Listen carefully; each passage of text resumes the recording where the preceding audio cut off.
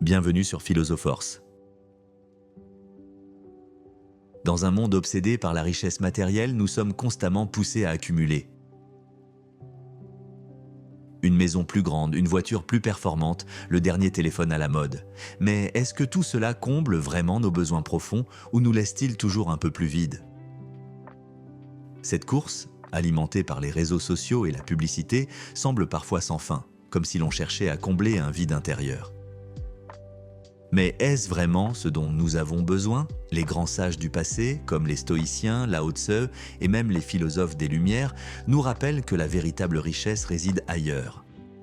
Elle est dans nos relations, notre sérénité intérieure et dans la manière dont nous utilisons ce que nous possédons pour donner du sens à nos vies. Le minimalisme, l'harmonie avec la nature et la maîtrise de soi sont des clés intemporelles pour vivre avec sérénité, même dans un monde aussi exigeant que le nôtre. Aujourd'hui, nous allons explorer comment la sagesse antique peut nous guider pour gérer notre argent et notre vie avec sérénité, tout en restant connectés à ce qui compte vraiment.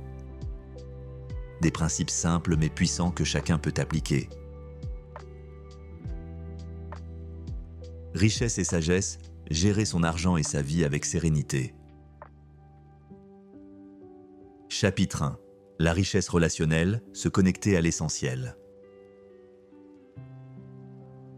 Les stoïciens, notamment Sénèque, considéraient que la richesse sans amis n'est rien d'autre qu'une solitude. Ils disaient « La vie, même bien remplie, est vide si elle est dépourvue de relations humaines significatives ». Aujourd'hui, dans notre quête de succès et de reconnaissance, nous oublions parfois que les moments partagés avec nos proches sont le véritable trésor. Pensez à ces instants simples mais précieux, un repas en famille, une promenade avec des amis ou un instant de rire partagé.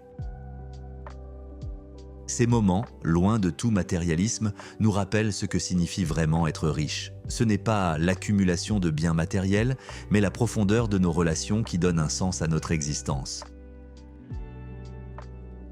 Alors, prenez un moment pour réfléchir. À quand remonte la dernière fois où vous avez consacré du temps, pleinement présent, à ce qui compte vraiment pour vous?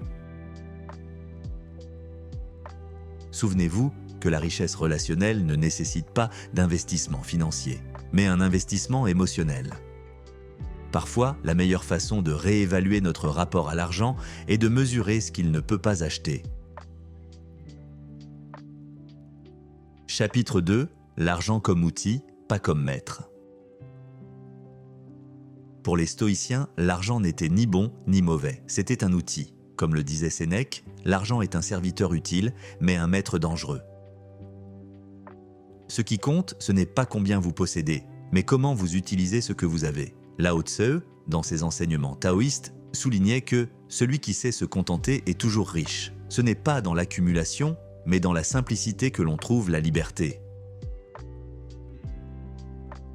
Imaginez que votre vie soit comme un bol. Si vous le remplissez à ras-bord, il débordera, rendant son contenu difficile à savourer. Mais si vous laissez de l'espace, vous apprécierez davantage ce qu'il contient. Dans le monde moderne, cette philosophie peut se traduire par un choix conscient de prioriser ce qui a réellement de la valeur. Des expériences, du temps, et non des objets. Pensez à ce que vous pourriez alléger dans votre vie pour mieux savourer ce que vous avez déjà. Peut-être une collection d'objets inutilisés, ou des abonnements que vous n'utilisez plus. Moins, c'est souvent mieux. Et vous, quel rapport avez-vous avec l'argent? Est-il une source de liberté ou de stress? Pratiquer un budget minimaliste ou se concentrer sur les expériences plutôt que sur les possessions peut transformer votre relation avec lui. Posez-vous cette question. L'argent que je possède me sert-il vraiment à vivre mieux ou m'alourdit-il? Chapitre 3. Investir dans des valeurs durables. Voltaire disait que la richesse prend tout son sens lorsqu'elle contribue à quelque chose de plus grand que soi. Lao Tse, de son côté, nous invite à suivre le flux naturel des choses et à investir notre énergie là où elle aura le plus d'impact, sans excès ni précipitation. Ces deux enseignements se rejoignent. La richesse devient précieuse lorsqu'elle est utilisée pour des causes qui nous dépassent, et non pour satisfaire un ego insatiable.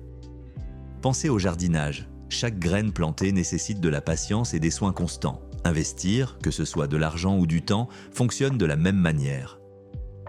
Les projets les plus durables prennent du temps à se développer. Mais leur impact est souvent bien plus profond. Alors, réfléchissez à vos priorités. Quelles causes ou projets méritent votre énergie et vos ressources? Peut-être est-ce soutenir une organisation qui vous tient à cœur ou aider vos proches à réaliser leurs propres objectifs. La vraie richesse se mesure à l'impact positif que vous laissez derrière vous, pas à ce que vous accumulez. Chapitre 4. La richesse intérieure, trouver la paix dans la simplicité. Les stoïciens nous apprennent à maîtriser nos désirs pour ne pas être esclaves de nos besoins matériels. Lao Tse, lui, nous invite à suivre le flux naturel de la vie, où la simplicité devient un luxe sous-estimé. Ensemble, ils nous rappellent que la paix intérieure ne peut être achetée, mais qu'elle se cultive. Prenons l'exemple d'une personne qui décide de simplifier sa vie. Elle quitte un emploi stressant pour se concentrer sur sa famille et ses passions. Elle découvre alors une richesse bien différente, celle du temps, de la sérénité et des connexions authentiques. Ces changements ne nécessitent pas toujours des sacrifices financiers, mais plutôt un changement de perspective.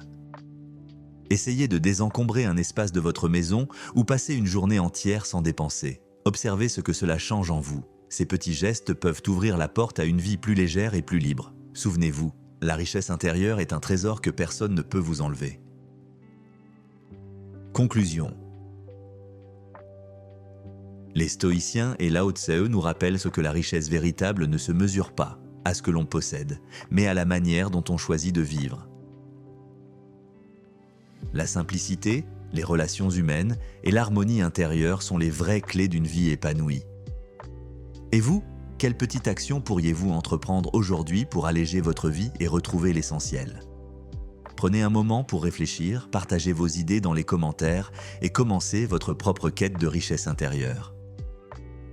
Merci d'avoir regardé Philosophe-Force. À bientôt pour une nouvelle exploration des sagesses du passé et des clés pour un avenir meilleur.